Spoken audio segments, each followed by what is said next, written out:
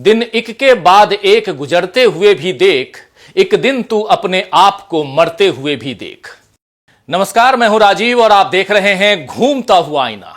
नरेंद्र मोदी के तीसरे कार्यकाल को दोस्तों अभी एक साल भी पूरा नहीं हुआ है कि बीजेपी की सत्ता पर अस्थिरता की तलवार लटकने लगी है। तीसरी बार प्रधानमंत्री बनने के बाद नरेंद्र मोदी के रवैये में थोड़ी और अकड़ दिखाई देने लगी है।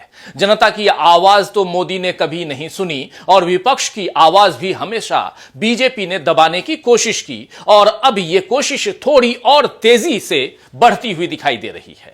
लेकिन मोदी जितना अधिक विपक्ष को दबा रहे हैं उतना ज्यादा खतरा उनके लिए अब बढ़ रहा है, यानी कि वो अपने लिए उतना ज्यादा खतरा बढ़ा रहे हैं, क्योंकि इस बार विपक्षी खेमे में और ज्यादा दल शामिल हो गए हैं, जो मोदी के लिए बड़ा झटका साबित हो सकता है। 2024 के लोकसभा चुनावों से एक साल पहले भी इसी तरह का विपक्षी मोर्चा बना था। तब मुद्दा लोकतंत्र और संविधान बचाने का था। इस मुद्दे पर मोदी ने अपने बचाव में जितने तर्क दिए सबको जनता ने खारिज कर दिया और नतीजा यह हुआ कि लोकसभा में बीजेपी की सीटें कम हो गईं और उसे बहुमत तक नहीं मिला। अब फिर से लोकतंत्र और संविधान के मुद्दे पर मोदी घिर चुके हैं। पिछली बार संविधान बदलने का खौफ जनता को दिखाकर और इस बार संसदीय व्यवस्था बदलने का डर दिखाई दे रहा है। जी हां, परिसीमन के मोदी सरकार के फैसले के खिलाफ दक्षिण भारत से जो आवाज उठी है उसमें यही तर्क दिया जा रहा है कि हम परिसीमन यानी डिलिमिटेशन के नहीं बल्कि अन्यायपूर्ण परिसीमन के खिलाफ हैं। तमिलनाडु के सीएम एमके स्टालिन द्वारा बुलाई गई इस बैठक में साफ साफ कहा गया है कि मोदी सरकार एक बार फिर मनमाना आचरण कर रही है और अपनी मर्जी के परिसीमन से देश के संघीय ढांचे और लोकतंत्र को कमजोर करने की कोशिश कर रही है।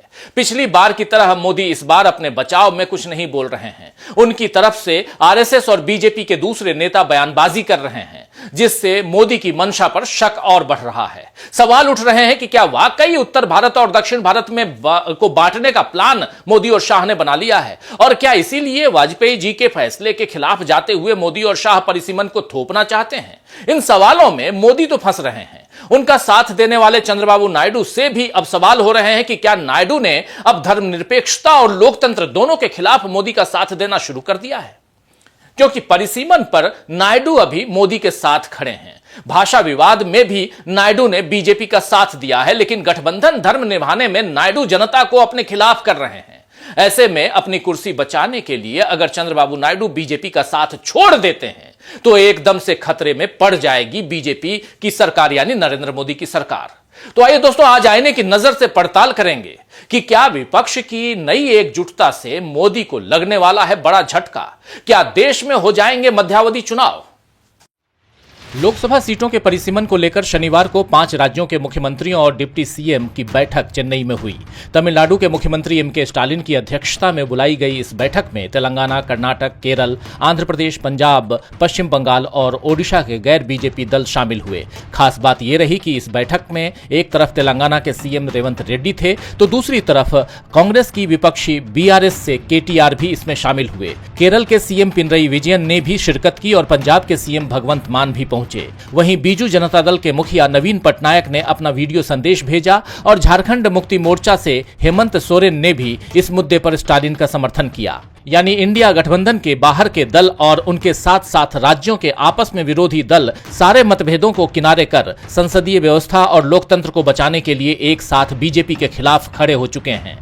शनिवार की बैठक में स्टालिन के नेतृत्व में एक ज्वाइंट एक्शन कमेटी बनाई गई, जिसने परिसीमन पर प्रस्ताव पारित किया कि 1971 की जनगणना जनसंख्या के आधार पर संसदीय निर्वाचन क्षेत्रों पर रोक को अगले 25 साल तक बढ़ाया जाए। यानी अब विपक्षी दलों ने 2050 तक परिसीमन को रोकने की बड़ी मांग कर दी है। तमिलनाडु के मुख्यमंत्री एमके स्टालिन ने इस बैठक को भारत के संघीय ढांचे के लिए ऐतिहासिक दिन करार दिया। स्टालिन ने कहा कि ये केवल एक बैठक नहीं बल्कि एक आंदोलन की शुरुआत है। वहीं केरल के सीएम पिनरई विजयन ने कहा कि यह कदम संघीय ढांचे को कमजोर करने की कोशिश है और इसे बर्दाश्त नहीं किया जाएगा। परिसीमन राज्यों के सिर पर लटकती तलवार है। जबकि तेलंगाना के मुख्यमंत्री रेवंत रेड्डी ने कहा कि अगर जनसंख्या के आधार पर परिसीमन हुआ तो उत्तर हमें द्वितीय श्रेणी का नागरिक बना देगा। उन्होंने आरोप लगाया कि यह प्रस्ताव दक्षिणी राज्यों के खिलाफ एक साजिश है जो जनसंख्या नियंत्रण में सफल रहे हैं। तो रेवंत रेड्डी ने तो मोदी को इंदिरा गांधी और अटल बिहारी वाजपेयी दोनों के नक्शे कदमों पर चलने की सलाह ही दे दी है। रेड्डी ने कहा है कि लोकसभा सीटों की संख्या न बढ़ाकर राज्यों के भीतर ही परिसीमन किया जाए, जैसा पूर्व प्रधानमंत्री इंदिरा गांधी ने किया था, क्योंकि सीटें बढ़ाने से राज्यों के भीतर राजनीतिक असंतुलन पैदा हो जाएगा। इसी तरह 2001 में अटल बिहारी वाजपेयी के नेतृत्व वाली एनडीए सरकार ने भी राज्यों में सीटें बढ़ाए बिना ही परिसीमन किया था। प्रधानमंत्री नरेंद्र मोदी को भी ऐसा ही करना चाहिए। आपको बता दूं कि परिसीमन पर अब अगली बैठक हैदराबाद में होगी। इस बारे में डीके शिव कुमार ने जो कुछ बताया है, ये जरा उसको भी सुन लेते हैं। Delimitation meeting went on very well. It is a good beginning, and we'll all join together to save the federal structure and the constitution of this country. Telangana Chief Minister has invited, and the Honorable Chief Minister of Tamil Nadu has accepted. We'll inform you more on that.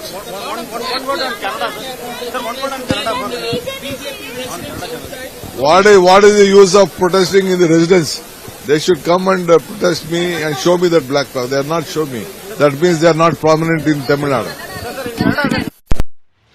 आपको बता दूं कि BJP इस बैठक से काफी परेशान दिख रही है, क्योंकि डीके शिव कुमार जैसे ही चेन्नई पहुंचे, बीजेपी नेताओं ने उन्हें काले झंडे दिखाए, जिस पर शिव कुमार ने कहा कि मैं भाजपा के इन सभी काले झंडों का स्वागत करता हूं, मुझे कभी डर नहीं लगा। वहीं आरएसएस भी अब इस परिसीमन विवाद में बिन बुलाए मेहमान की तरह कूद पड़ा है। आरएसएस के joint general secretary Arun Kumar ने परिसीमन पर बैठक कर रहे राजनीतिक दलों की चर्चा पर सवाल उठाए। उन्होंने कहा कि परिसीमन एक संवैधानिक प्रक्रिया है, इसको लागू करने से पहले एक्ट लाना पड़ेगा। 2002 में इसके लिए एक्ट लाना पड़ा था और उसके पहले 1972 में भी इसके लिए कानून बनाना पड़ा था। अब एक अनावश्यक आशंका जाहिर कर समाज के अंदर अविश्वास खड़ा करने की कोशिश की जा रही है। इससे सबको बचना चाहिए और समाज में सबको लेकर चलने की बात होनी चाहिए। आरएसएस इस तरह की गोलमोल बात से बीजेपी का बचाव करने की कोशिश कर रहा है। हालांकि एक्ट बनाने की बात का जिक्र कर संघ ने बीजेपी को ही फंसा दिया है, क्योंकि एक्ट बनाने की तैयारी से पहले ही बीजेपी ने परिसीमन का विवाद खड़ा कर दिया और जब उस पर विरोध शुरू हो रहे हैं तो उसमें विपक्ष पर बीजेपी उंगलियां उठा रही है। तो बीजेपी का कहना है कि एमके स्टालिन केवल अपनी राजनीति चमकाने के लिए परिसीमन पर अनावश्यक लड़ाई को छेड़ रहे हैं। हालांकि जिस तरह बीआरएस, सीपीएम, आम आदमी party, Biju Janata Dal, TMC, YSRCP, Shiv Sena, Jharkhand Mukti Morcha, Congress, ये सारे दल, एआईएमआईएम, ये सारे दल बीजेपी के फैसले पर सवाल उठा रहे हैं, उससे पता चलता है कि स्टालिन ने एक सही मुद्दे पर बीजेपी को घेर लिया है। अगले साल तमिलनाडु में चुनाव होने हैं, जिसमें फिर से बीजेपी कोशिश करेगी कि उसे थोड़ी जगह इस दक्षिण भारत में के इस राज्य में मिल जाए। लेकिन फिलहाल ऐसा होना मुमकिन नहीं लगता, क्योंकि भाषा विवाद पर भी बीजेपी के खिलाफ दक्षिण में आवाज उठ रही है और सवाल यह भी उठ रहा है कि देश के आर्थिक विकास में दक्षिण से अच्छा खासा सहयोग मिलता है, लेकिन बदले में दक्षिण को वित्तीय सहायता ठीक से नहीं मिलती है। यानी आर्थिक, सांस्कृतिक और अब राजनीतिक कई मुद्दों पर दक्षिण में बीजेपी के खिलाफ माहौल बना हुआ है। ऐसे में मोदी के लिए यहां के दरवाजे बंद हो चुके हैं और ले देकर आंध्र प्रदेश में चंद्रबाबू नायडू का जो साथ मिला है वो भी दांव पर लग गया है। बल्कि मोदी को साथ देते हुए अब चंद्रबाबू नायडू का राजनीतिक करियर भी खतरे में पड़ गया है। परिसीमन का मुद्दा दक्षिणी राज्यों के लिए अस्तित्व का सवाल बन चुका है, क्योंकि परिसीमन में जनसंख्या के आधार पर दक्षिण की संसदीय सीटों के कम होने की आशंका है। अगली जनगणना के बाद अगर लोकसभा सीटों का बंटवारा जनसंख्या के आधार पर हुआ तो उत्तर भारत के राज्यों को ज्यादा सीटें मिलेंगी, जबकि दक्षिणी राज्य जैसे तमिलनाडु, आंध्र प्रदेश और केरल को नुकसान उठाना पड़ सकता है। इसीलिए एमके स्टालिन के साथ न केवल दक्षिण के कई दल खड़े हो गए, बल्कि आंध्र प्रदेश के पूर्व सीएम जगनमोहन रेड्डी ने तो मोदी को इस बारे में एक खत लिखा है, जिसमें कहा कि यह कदम दक्षिणी राज्यों के साथ अन्याय होगा और उनकी राजनीतिक ताकत को कमजोर करेगा। लेकिन आंध्र प्रदेश के मौजूदा सीएम चंद्रबाबू नायडू ने परिसीमन को लेकर केंद्र सरकार का समर्थन किया है। उनका कहना है कि परिसीमन और जनसंख्या प्रबंधन दो अलग अलग मुद्दे हैं और इन्हें वर्तमान राजनीतिक बहस से जोड़ना ठीक नहीं है। चंद्रबाबू का यह रुख सवाल उठा रहा है कि क्या नायडू एनडीए के साथ अपनी साझेदारी को मजबूत करने के लिए केंद्र का समर्थन कर रहे हैं। वैसे जानकारों का अनुमान है कि अगला लोकसभा चुनाव आते आते नायडू का हाल नवीन पटनायक की तरह हो सकता है। दरअसल नवीन पटनायक की बीजेडी भी एनडीए में बीजेपी की सहयोगी थी और वो कई मुद्दों पर बीजेपी का समर्थन करती रही थी, लेकिन ओडिशा चुनाव में बीजेपी ने नवीन पटनायक की पार्टी को ही निपटा दिया। अब चंद्रबाबू नायडू के सामने भी आंध्र की सत्ता को बीजेपी से बचाने की चुनौती है और साथ ही अब वाईएसआरसीपी से मुकाबला भी मुश्किल हो सकता है, क्योंकि जगनमोहन रेड्डी की वाईएसआरसीपी पहले से ही चंद्रबाबू नायडू को केंद्र का हितैषी बताकर निशाना साध रही है। अगर परिसीमन के बाद आंध्र प्रदेश की सीटें कम होती हैं, तो वाईएसआरसीपी इसे जनता के बीच भुनाने की कोशिश करेगी, जिससे टीडीपी की छवि को नुकसान हो सकता है। वैसे केवल परिसीमन ही नहीं बल्कि वक्फ बोर्ड के मुद्दे पर भी चंद्रबाबू नायडू मोदी के साथ खड़े हैं और हाल ही में नायडू ने एक और विवादास्पद फैसला लेते हुए कहा है कि केवल हिंदू धर्म को मानने वालों को ही तिरुमाला मंदिर में रोजगार दिया जाएगा। यदि अन्य धर्मों के लोग पहले से वहां कार्यरत हैं तो उन्हें बिना किसी विवाद के दूसरे स्थानों पर यानी अन्य स्थानों पर स्थानांतरित यानी ट्रांसफर कर दिया जाएगा। उनके इस बयान के बाद तिरुमाला मंदिर से जुड़े प्रशासनिक फैसलों को लेकर एक नई बहस छिड़ गई है। वहीं लोग चंद्रबाबू नायडू की धर्मनिरपेक्षता पर सवाल भी उठा रहे हैं। वैसे भी वक्फ बोर्ड के मामले में तो मुसलमानों में नायडू के लिए काफी नाराजगी देखी जा रही है और साथ ही नीतीश कुमार और चिराग पासवान की धर्मनिरपेक्षता पर भी सवाल उठ रहे हैं। शुक्रवार को जमीयत उलेमाए हिंद के अध्यक्ष अरशद मदनी ने एक ट्वीट कर साफ कर दिया है, साफ साफ लिखा है उस ट्वीट में कि नीतीश कुमार, चंद्रबाबू नायडू और चिराग पासवान की इफ्तार दावतों का बहिष्कार किया जाए।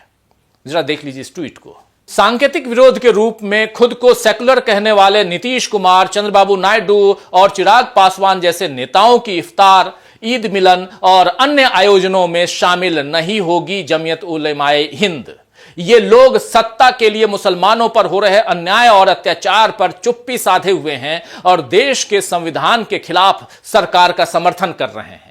वक्फ संशोधन बिल पर इन नेताओं का रवैया इनके दोहरे चरित्र को उजागर करता है। उन्हें देश के संविधान और धर्मनिरपेक्षता की कोई परवाह नहीं है। वे केवल अपने राजनीतिक हितों में रुचि रखते हैं। रमजान के पाक महीने में नीतीश, नायडू और चिराग का बहिष्कार करने की यह अपील आने वाले वक्त में तीनों का बड़ा नुकसान कर सकती है। दोस्तों, अब अगर अपने नुकसान को रोकने के चक्कर में मोदी के ये सहयोगी उनका साथ छोड़ते हैं, तब मोदी को बड़ा झटका लगना तय है। वैसे अब भी मोदी को स्टालिन ने बड़ा झटका दे ही दिया है।